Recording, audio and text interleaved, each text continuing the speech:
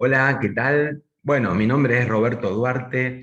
Bienvenidos a este canal, bienvenidos a este nuevo video. Estamos presentando hoy un tema realmente apasionante.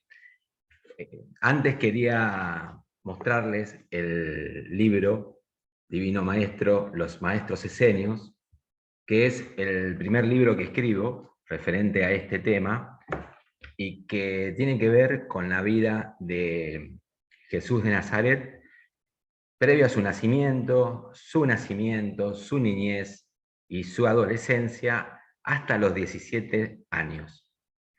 Y como su nombre lo indica, ¿no? El subtítulo es Los Maestros Esenios, no solamente narra la vida de Jesús, sino que de sus maestros, de este grupo místico que es todo una incógnita, ¿no? Para el hombre moderno, que son los esenios, y cómo sirvieron de cuna para el desenvolvimiento, ¿no? De Jesús de Nazaret, y que llegó a ser quien realmente fue un maestro, ¿no? De divina sabiduría. Así que bueno, hoy les quiero presentar una historia que es uno de los fundamentos también de los cuales me nutro para escribir este libro, que es hablar, ¿no? De los rollos del Mar Muerto. ¿Bien? Seguramente lo escucharon nombrar, o los rollos de Qumran, ¿no? Realmente es el descubrimiento más importante del siglo XX, ¿no? Del siglo que pasó. Así que fíjense de lo que vamos a hablar hoy, del descubrimiento arqueológico más importante en el siglo XX. Y bueno, vamos a ver qué se descubrió, en dónde y por qué es tan importante para nosotros tener esa información que se descubrió en ese lugar, ¿no? En Qumran, Palestina. Bueno, ahora yo les voy a compartir pantalla para ir viendo. Primero vamos a compartir pantalla. Bien, ahí estamos. Bueno, ahí vamos a ir pasando. Bueno, entonces, yo lo titulé El descubrimiento de los rollos del Mar Muerto, una película de Hollywood.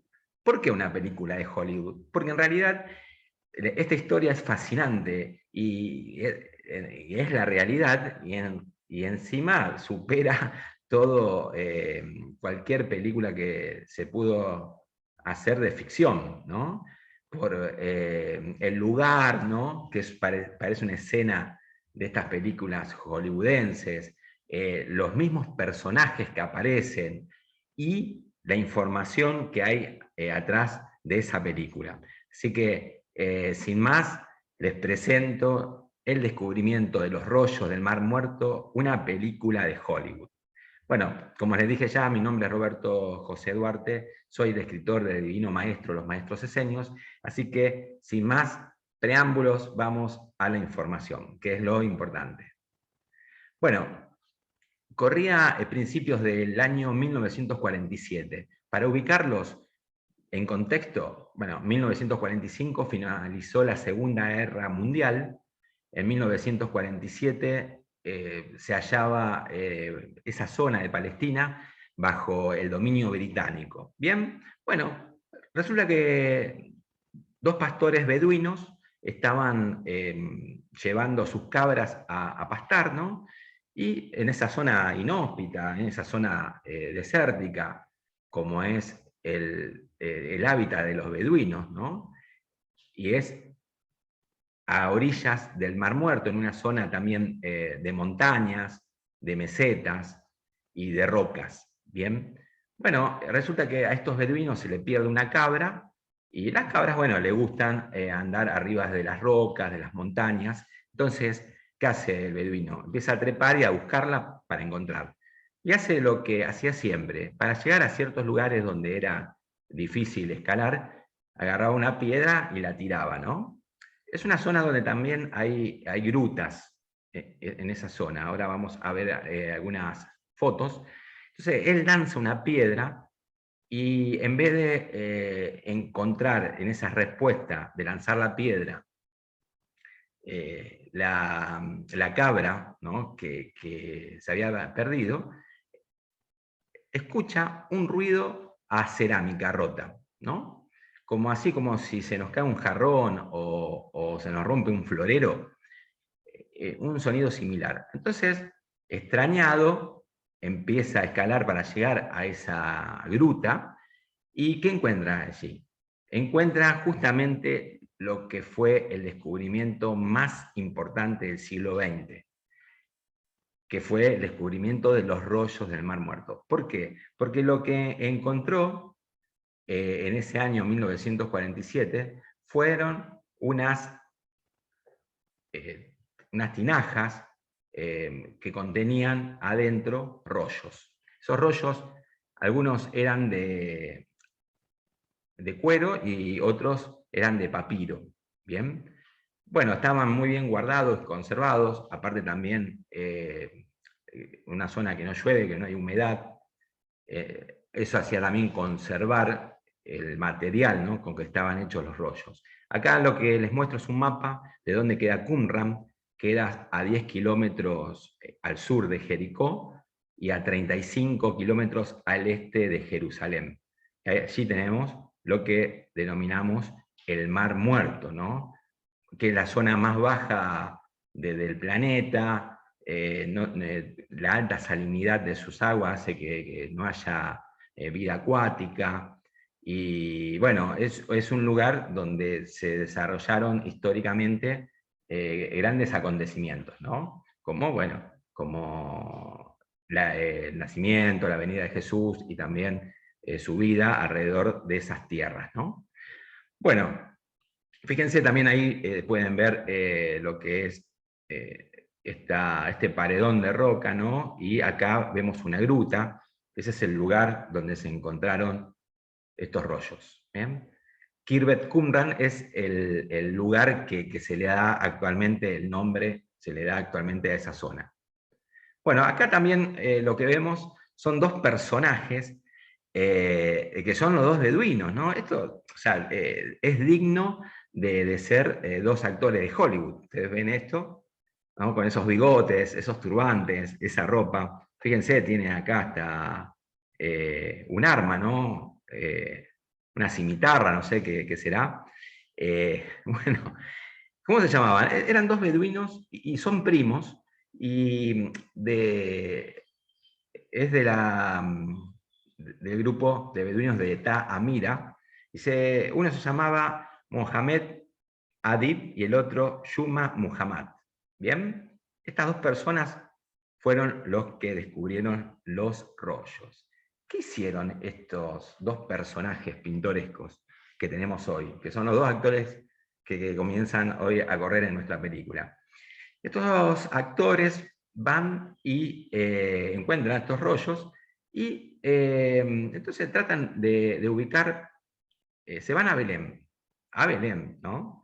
Que sabemos que fue el lugar de nacimiento del Divino Maestro. Se van a Belén. Bueno, acá yo les muestro, son 7 rollos lo que se encontraron. Ese día encuentran 3 y después regresan a días posteriores y hallan 4 rollos más. ¿Bien?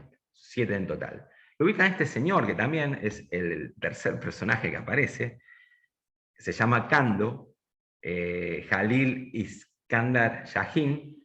Es un árabe cristiano de la Iglesia Ortodoxa Siria, y también Kando lo que hacía era, como es una zona que hay mucha arqueología, ¿no? Muchos elementos antiguos, él lo que hacía era comercializarlos. Entonces, bueno, van estos dos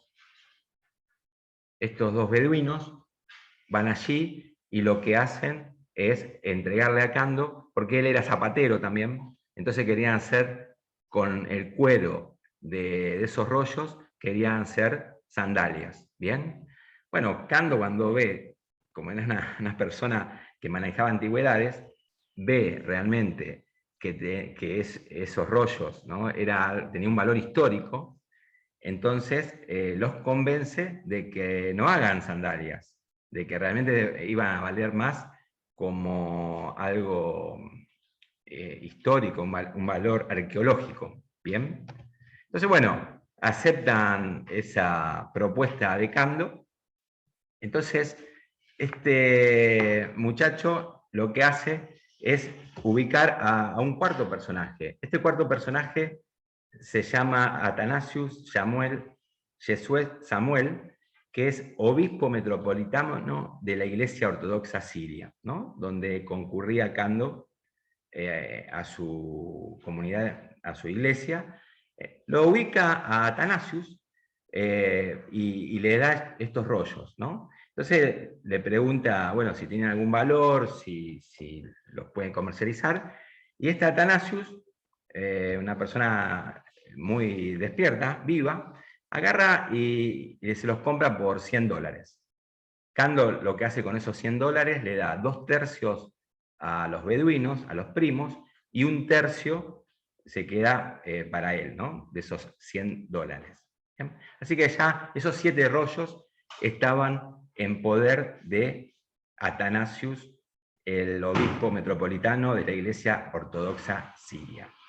Bueno, acá van apareciendo más personajes, ¿no? Acá, bueno, como lo ven, es parecido a una de las películas que vimos, ¿no? Que es Indiana Jones,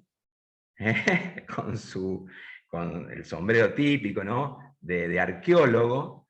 Bien, esta persona, este arqueólogo, es un profesor de la Universidad de Jerusalén, la Universidad Hebrea de Jerusalén, se llama Eleazar Lipa Zukenik, y el profesor Zukenik le llegan los rumores de que Athanasius tenían estos rollos importantísimos, y entonces va en su búsqueda. Lo que sucede es que, bueno, empieza una negociación.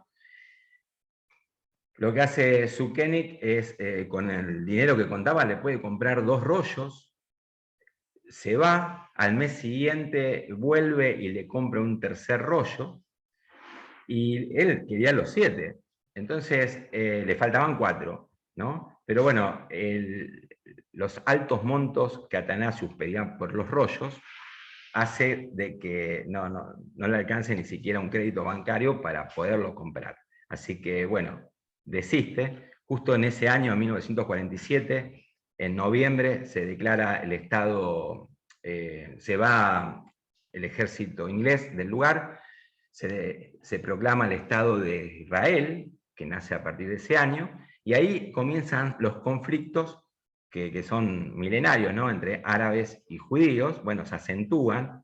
Entonces, Athanasius, por miedo de que le suceda algo a los rollos, se los lleva, ¿no? A Beirut primero y después a Estados Unidos. En Estados Unidos lo que hace es averiguar si esos rollos eran realmente de valor, ¿bien? Y bueno, sí, por los métodos identifican de que es de la época del Segundo Templo, que justamente es de la época de, bueno, de cuando estaba Jesús, ¿bien? O sea, tenían 2000 años de antigüedad. A partir de allí comienza a querer venderlos, ¿no? Y bueno, y no logra hacerlo por los altos valores que pide.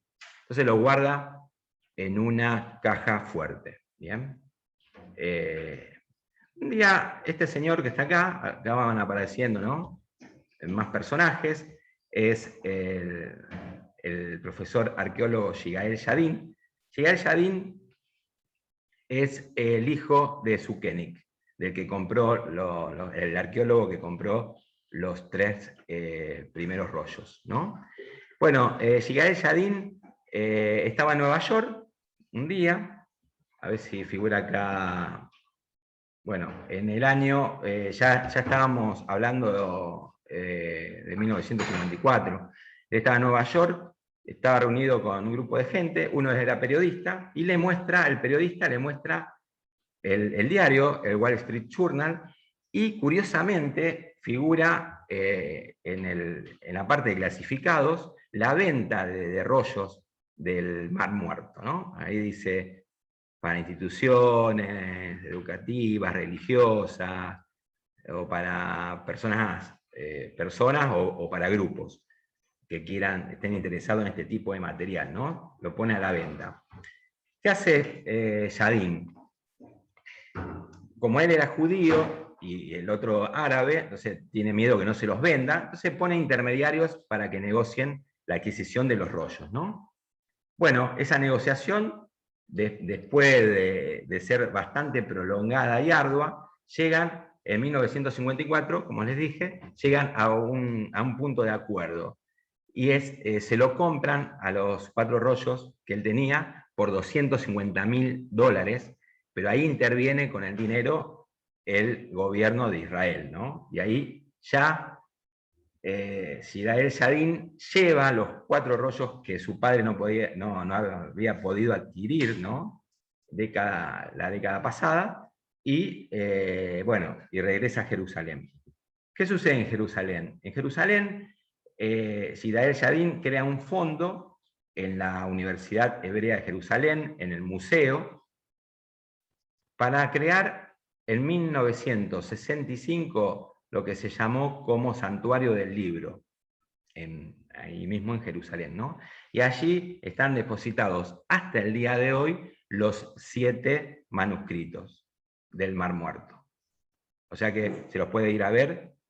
No solamente se lo puede ir a ver yendo a Jerusalén, sino que Google tiene una aplicación que vos podés ingresar y lo podés ver como si lo estarías viendo en tu casa. ¿Bien? Bueno, ahí te contamos la historia de estos 7 rollos del Mar Muerto. Ahora, ¿de dónde vienen? ¿Qué sucedió? ¿Por qué estaban ahí? ¿Qué fue lo que pasó?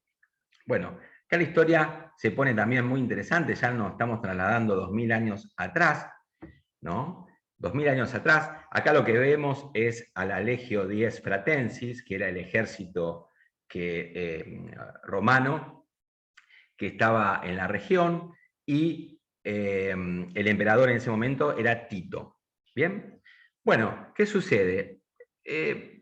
Cuando muere Jesús, unos 35 años después, se arma una revuelta revolucionaria, o sea, lo que quieren es liberarse del yugo, los hebreos, ¿no? Del yugo romano, y comienza una serie de revueltas, por lo cual viene este ejército, y bueno, y pasó lo que pasó, ¿no? Que eliminó las revueltas de los judíos, y bueno, también se destruyó este segundo templo que habían construido los hebreos. El primer templo lo construyó Salomón, después Nabucodonosor lo destruyó y se los llevó cautivos a los hebreos a Babilonia, cuando los babilonios perdieron en manos de los persas liberan a los hebreos, ellos regresan a su tierra y construyen nuevamente el templo. Ese templo era el segundo, ¿no? Por eso se dice la época del segundo templo, y fue el que vio Jesús con sus propios ojos y estuvo allí. ¿Bien? Cuando hay esta revuelta, los romanos destruyen ese templo, ¿bien? 35 años después de que se vaya de esta tierra Jesús, ¿no? De que pise con pies de hombre esta tierra. Bueno, lo que vemos atrás es una construcción que se descubre a medida que se hacen los trabajos arqueológicos.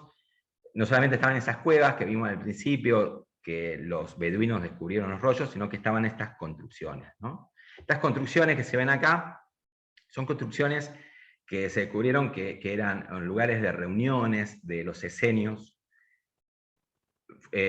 Había cocinas, había comedor, ¿bien? Había bibliotecas, pero no había un lugar para hospedarse, pero sí para albergar como talleres un montón de gente, o sea, más de 100 personas.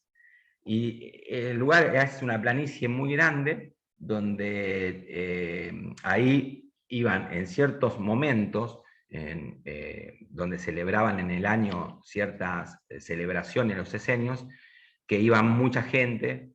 Acuérdense cuando leen el Divino Maestro que los esenios, o sea, el ser esenio era pertenecer a esa comunidad, pero bueno, que era una comunidad de tipo ascética, monástica, pero eso eran los grados superiores, ¿no? En el pueblo estaba diseminado un montón de gente esenia, tal es así que Jesús y su familia eran esenios, ¿no? Y bueno, y se trasladaban en ciertos momentos del año, por las liturgias y demás, se trasladaban a esos lugares de encuentro, ¿no? Que tampoco son lugares donde estaban los santuarios esenios, ¿bien? Porque acuérdense que los santuarios esenios en Divino Maestro eran 5, ¿no? Donde estaban, bueno, justamente el principal era el de Moab, que quedaba del otro lado del Mar Muerto, vendría a ser hacia el este, y ahí había 70 maestros, que eran digamos, lo máximo en autoridad de esta comunidad. Bueno, así que era un lugar para hacer talleres, para cambiar de grados, porque tenían 7 grados, ¿no? A medida que iban ascendiendo, y además para también estudiar y celebrar. Bueno, ¿qué se encontró allí? Se encontraron textos bíblicos. Los textos bíblicos, esto es muy importante porque lo más antiguo que se tenía era el Codex Alepo, de 1000 años de antigüedad, y ya con estos textos bíblicos estamos encontrando textos de 2000 años, o sea, de 1000 años más hacia atrás, ¿no? Lo bueno es bueno, que coincide con lo que nosotros tenemos como Antiguo Testamento y lo que sería el Tanaj judío, ¿no? También está el libro de los jubileos, la versión en arameo de Enoch, una versión diferente, el apócrifo del Génesis. ¿Por qué apócrifo? Porque es diferente al Génesis que tenemos nosotros en la Biblia. Textos escatológicos, o sea, religiosos, obras litúrgicas y poéticas, ¿bien? Textos legales, obras sapienciales, textos astronómicos, de astronomía, también calendarios y horóscopos. O sea, con estos textos astrológicos, esas cartas que ellos armaban, también hacían horóscopos. Ahora, fíjense algo que quiero resaltar acá. Bueno, lo que se conoce hoy como religión judía, como religión cristiana, ¿no? Las grandes religiones monoteístas, derivan justamente de estas comunidades de hace 2000 años, ¿no? De hace 2000 años, justamente en el lugar donde se gestaron estas grandes religiones, incluso hasta la musulmana. Ahora fíjense que podríamos llamar lo que son los padres, ¿no? de nuestra religión, o los hermanos mayores de nuestra religión. Ahora fíjense toda la información que ellos manejaban, que manejaban no solamente una información religiosa, sino que también científica, ¿bien? Espiritual, una información también metafísica. O sea, tenían todo un conjunto de cosas que ellos estudiaban, leían, y ellos son los verdaderos padres de estas grandes religiones, ¿bien?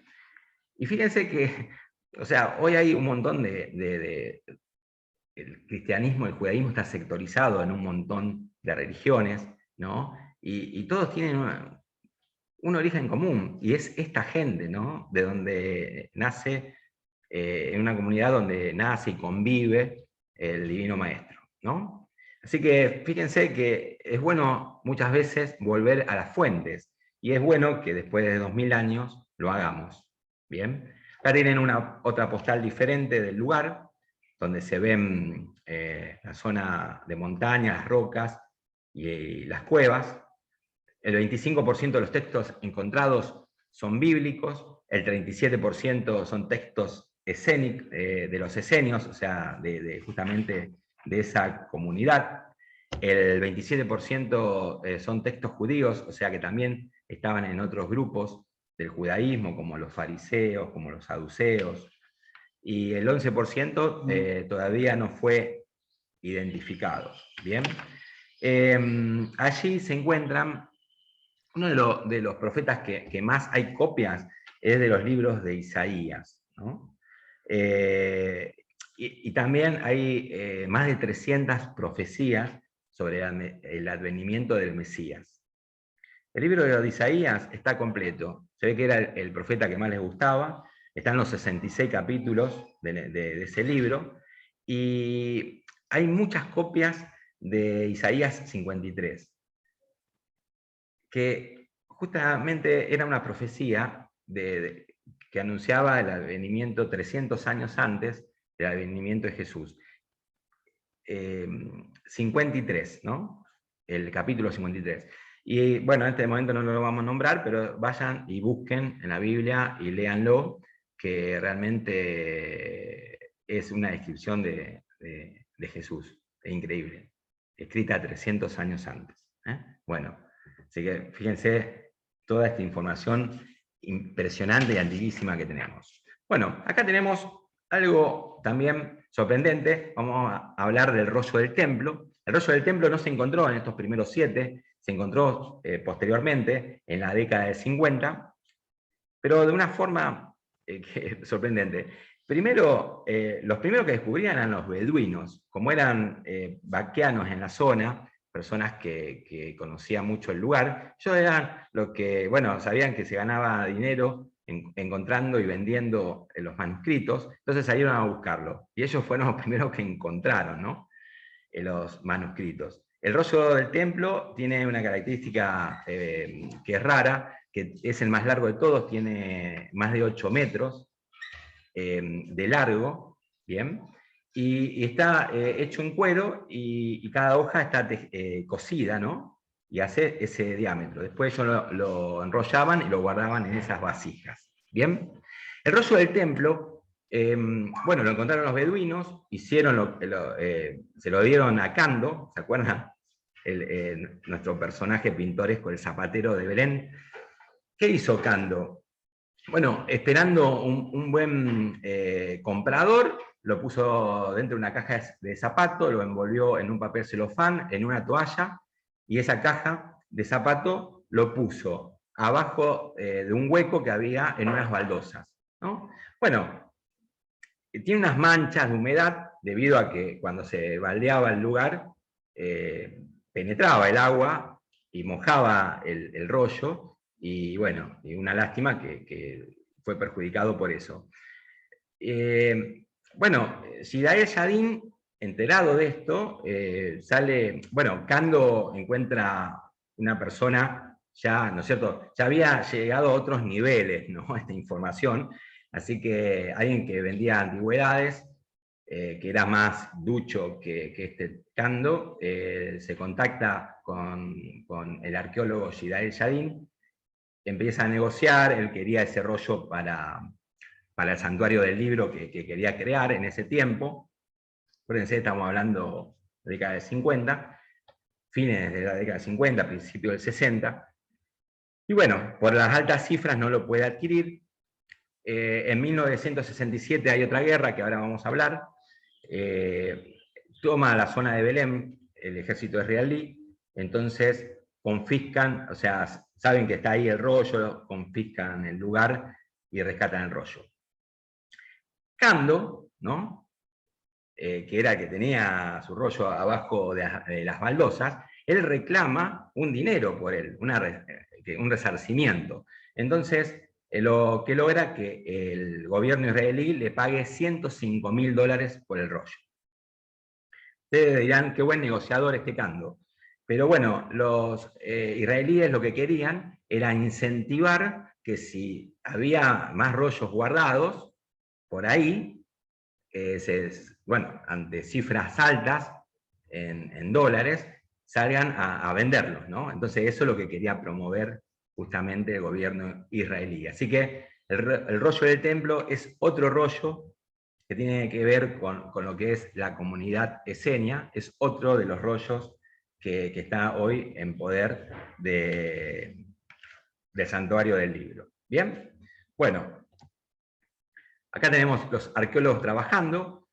Ellos, bueno, su ardua tarea era también ir contrarreloj con el tema de la carrera de los beduinos que les llevaban ventaja, y en esa carrera de los arqueólogos no es en vano, porque descubren lo que se conoce como la tercer cueva. La primera cueva era aquellos 7 rollos primeros que se encontraron.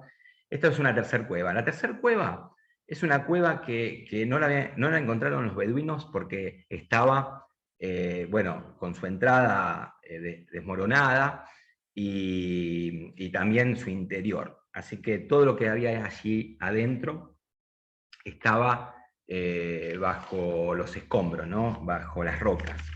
Pero acá hay algo interesante. Cuando ellos pueden ingresar a esa cueva, descubren un montón de vasijas, pero la encuentran vacías. Pero la que estaba al final encuentran un hallazgo sorprendente, que es el rollo conocido como el rollo de cobre, en 1952. El rollo de cobre es un rollo que tiene, está hecho en 2 mitades, tiene 2,5 metros de largo y 30 centímetros de ancho. Lo raro era que es un rollo de cobre, ¿no? de un metal, y no era ni de cuero ni de papiro como los anteriores. Pero lo más sorprendente es lo que encontraron allí. Escrito a punzón, ¿no? Porque es un metal, y los otros estaban hechos con tinta. Este a punzón. Y lo que había ahí era un inventario de un tesoro, escondido en 64 lugares. 64 lugares, bien escondidos. Y daba detalle de dónde estaba escondido, en qué lugar.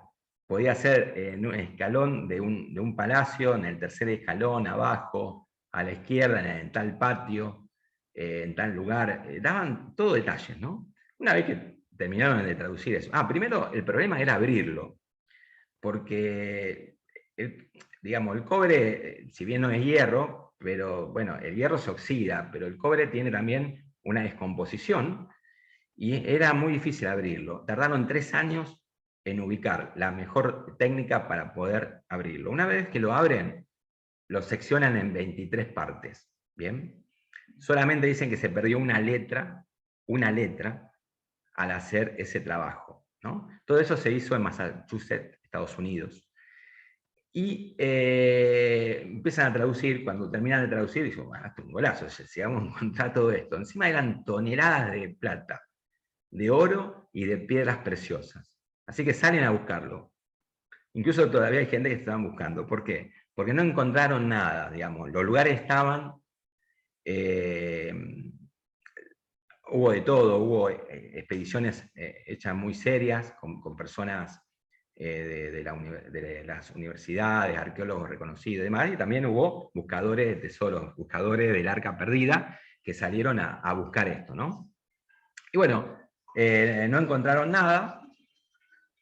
Lo que sí, abajo de la copia ahí del rollo de cobre, dice que hay 2 copias, está esta y otras más, pero bueno, la otra no sabemos quién la tiene, ¿no? Se ve que el que la tenía fue el que fue a buscar los tesoros. Así que bueno, eso es lo pintoresco, ¿no? de todos estos hallazgos. Bueno, si a esto le faltaba poco a esta historia, tenemos en el medio, bueno, una guerra que empezó en 1947, cuando se funda el Estado de Israel, pero hay una guerra en 1967 que se llama la Guerra de los 6 días. ¿Por qué? Porque justamente duró 6 días, ¿no? Fue del 5 al 10 de junio de 1967. ¿Quiénes pelearon allí? Una coalición árabe, donde estaban los egipcios, Siria, Jordania, también estaba el Líbano e Irak, y del otro lado estaba Israel. Enterado que lo iban a atacar, Israel ataca primero, ¿no? Entonces, bueno, como ventaja fue que en 6 días se terminó la guerra y ganaron los judíos, ¿no? Israel ganó esa guerra que aparentemente iba a correr con desventaja, ¿no? Ahora, ¿por qué la nombro a esta guerra? Porque fíjense lo particular.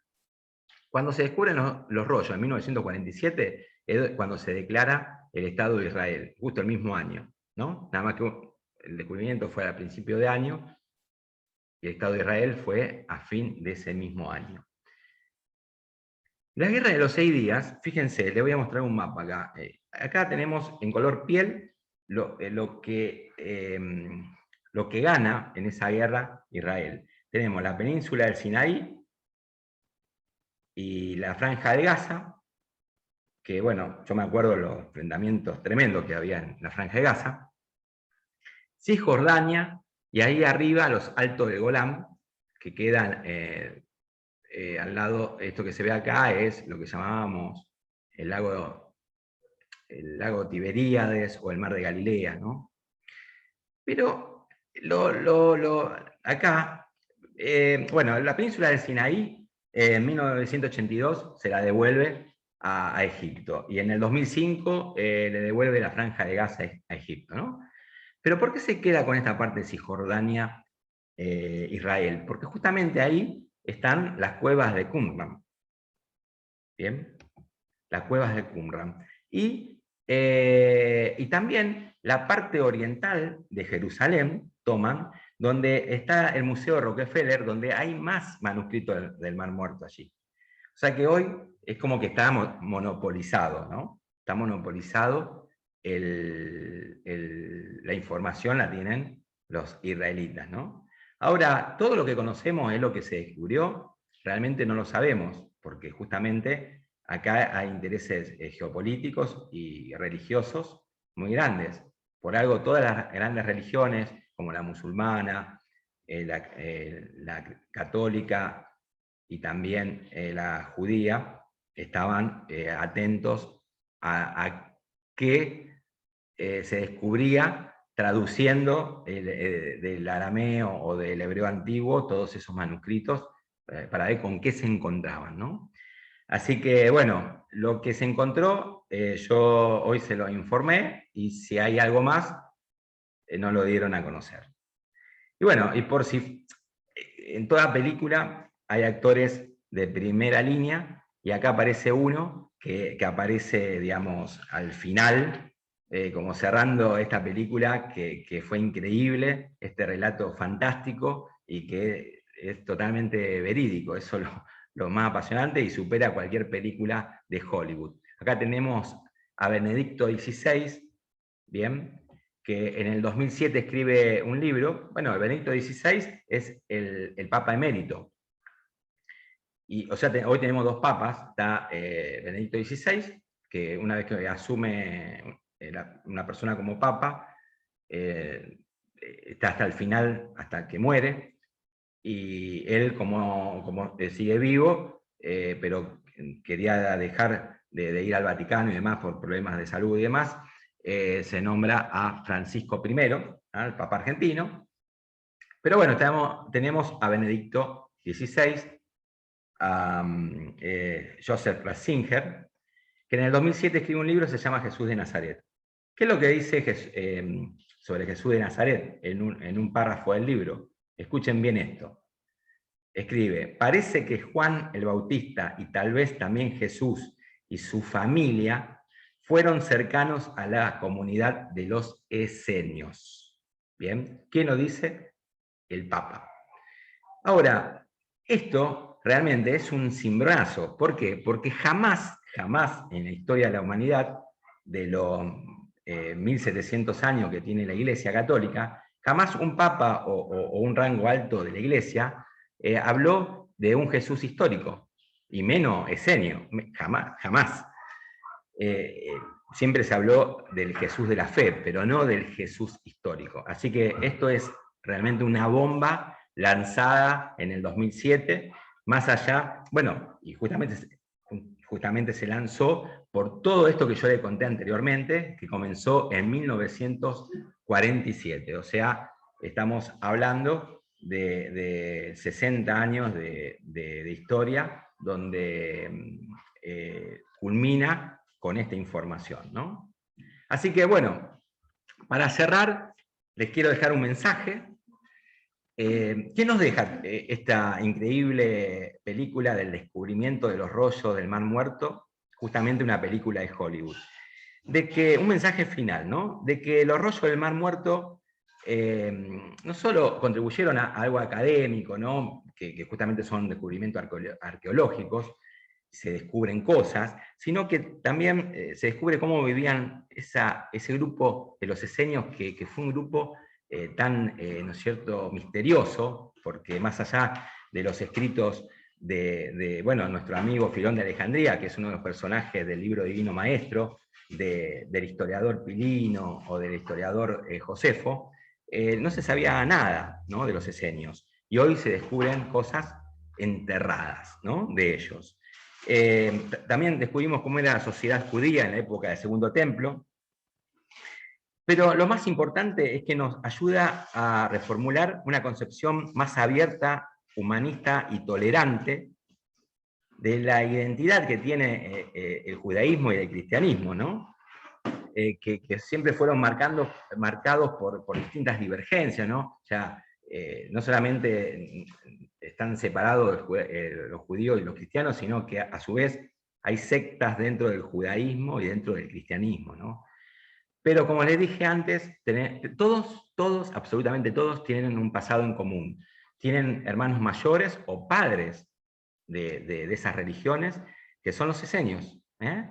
Y que era un grupo que no solamente era religioso, sino que era científico, que era un grupo metafísico, que era un grupo que manejaba un enfoque interdisciplinario de la divinidad, ¿bien? Por el cual pudo ser hogar para cobijar justamente al Divino Maestro, ¿bien? A Jesús. Así que, bueno, espero que esta información le haya sido agradable y aparte les han descubierto un montón de cosas y le haya sorprendido como me sorprendió a mí. Así que sin más que decirle, me despido, hasta la próxima, ojalá nos podamos encontrar pronto con más información sorprendente y descubriendo más cosas de Divino Maestro, los maestros esenios. Así que bueno, vamos a dejar de compartir la pantalla. A ver, sí, la dejamos de compartir. Así que bueno, sin más, los saludo y que tengan un lindo día.